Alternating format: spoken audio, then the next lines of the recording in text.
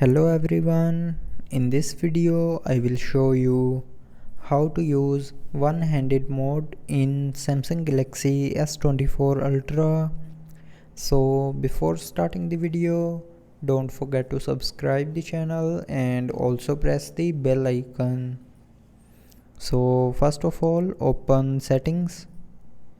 Now in settings, scroll down and here click on advanced features. Now in advanced features, scroll down and here you will see a one-handed mode option, so tap on this option and then turn on this button. After turning on this button, choose how you want to turn on the one-handed mode. So you can choose gesture. So with this option, just simply swipe down from the bottom of your screen to turn on the one-handed mode. And you can also select the button option. Then after selecting button option, just simply double tap on the home screen to turn on the one-handed mode. So in my case, I am going to use the gesture mode.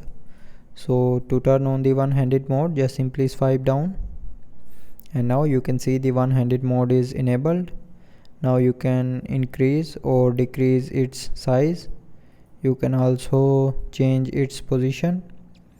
If you want to use with your left hand, then tap on this arrow key to move it to the left side.